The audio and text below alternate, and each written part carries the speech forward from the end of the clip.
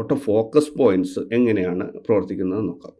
Auto ഫോക്കസിൻ്റെ പോയിൻറ്റുകൾ, ആ കുത്തുകൾ, അതിനെ 2 വിധത്തിൽ നമുക്ക് സെറ്റ് ചെയ്യാൻ പറ്റും.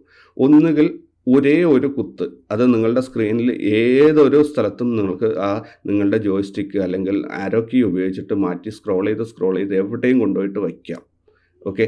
അല്ലെങ്കിൽ ഇത് രണ്ടാമത്തെ ഒരു വിധത്തിൽ സെറ്റ് ചെയ്യുന്നത് എങ്ങനെയാണെന്ന് പറഞ്ഞാൽ ഒരു ഗ്രൂപ്പ് എന്ന് പറഞ്ഞു കഴിഞ്ഞാൽ 9 ഫോക്കസ് പോയിൻറ്റ്സ് ആണ് ഏറ്റവും ചെറിയൊരു ഗ്രൂപ്പ് ഉണ്ടാവുക. 9 ഫോക്കസ് പോയിൻറ്റ്സിനെ അത് ഒരു ഗ്രൂപ്പാക്കി തരും.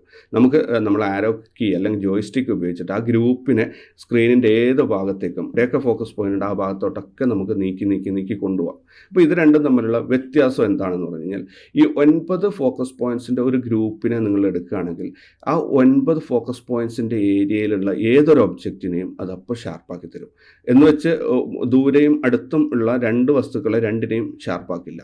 ഏതാണോ അടുത്തുള്ള ഒബ്ജക്റ്റ്, ഈ 9 ഫോക്കസ് പോയിൻറ്റ്സ്, നിങ്ങളിപ്പോൾ എക്സാമ്പിൾ ഞാൻ പറയാം, നിങ്ങൾ ഒരു 2 പേര് നിർത്തിയിട്ടൊരു ഫോട്ടോ എടുക്കുകയാണ്. നിങ്ങൾ ഇതേപോലെ 9 ഫോക്കസ് പോയിൻറ്റ്സിൻ്റെ ഒരു ഗ്രൂപ്പായിട്ടാണ് സെലക്ട് ചെയ്തിരിക്കുന്നത്. അപ്പോൾ ആ ഗ്രൂപ്പിനകത്ത് എവിടെയാണോ ആദ്യത്തെ ഈ 9 എണ്ണത്തിൽ ഏതാണോ ഏറ്റവും അടുത്തുള്ള ഒരു ഒബ്ജക്റ്റിനെ ഡിറ്റക്റ്റ് ചെയ്യുന്നത് അത് ഷാർപ്പാക്കിക്കോളും. അപ്പം ഏരിയ കൂടുതലായതുകൊണ്ട് തന്നെ കുറച്ചുകൂടെ സേഫാണ് ഫോക്കസ് ആവുന്നത്.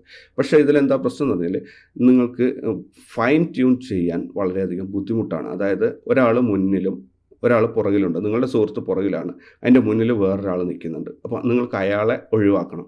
ആ സമയത്ത് നിങ്ങൾ ഇതേപോലെ 9 ഫോക്കസ് പോയിൻറ്റ്സിൻ്റെ ഒരു ഗ്രൂപ്പാണ് യൂസ് ചെയ്യുന്നതെങ്കിൽ നിങ്ങൾക്ക് ചിലപ്പോൾ ആ 9 എണ്ണത്തിൽ ഒരെണ്ണം ഈ മുന്നിൽ നിൽക്കുന്ന ആളുടെ മുഖത്തേക്ക് പതുക്കെ കയറി വരുന്നുണ്ടെങ്കിൽ ഇയാളാണ് മുന്നിലുള്ളത്. അപ്പം ഓട്ടോമാറ്റിക്കായിട്ട് ആ ഗ്രൂപ്പ് ഫോക്കസ് ഇയാളിലേക്ക് സെറ്റ് ആവാൻ സാധ്യത കൂടുതലാണ്.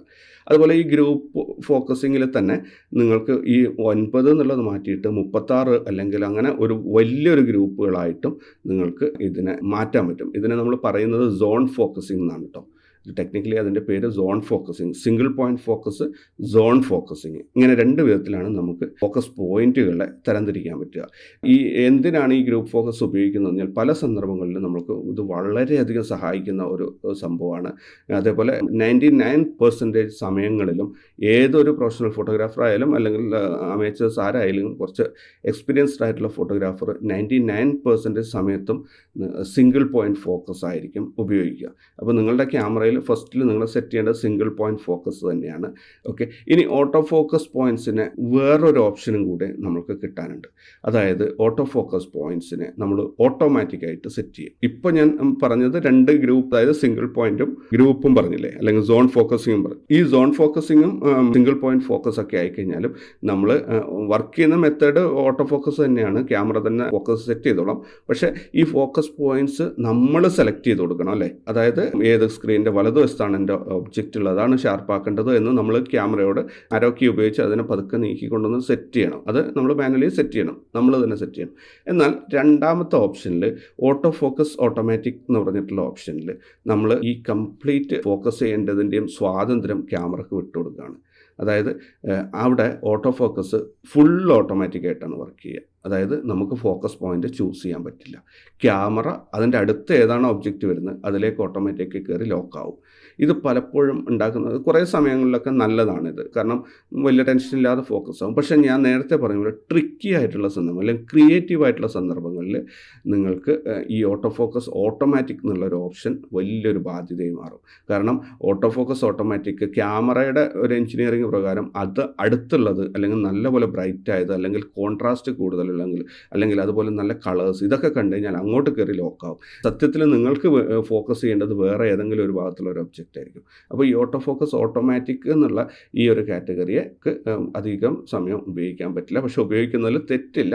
പക്ഷേ നിങ്ങളെല്ലാം പഠിച്ചു കഴിഞ്ഞതിന് ശേഷം ഓട്ടോ ഫോക്കസ് ഓട്ടോമാറ്റിക് ഉപയോഗിക്കുകയാണെങ്കിൽ നിങ്ങൾക്ക് അതിനെ വളരെ ഐഡിയയിലൂടെ നിയന്ത്രിച്ച് അല്ലെങ്കിൽ നിങ്ങൾ ഉദ്ദേശിക്കുന്ന റിസൾട്ടിലേക്ക് എത്തിക്കാനൊക്കെ പറ്റും. അപ്പോൾ ഞാൻ ആദ്യം പറഞ്ഞത് ഫോക്കസ് 2ആയി ഡിവൈഡ് ചെയ്ത് കഴിഞ്ഞാൽ മാനുവൽ, ഓട്ടോ.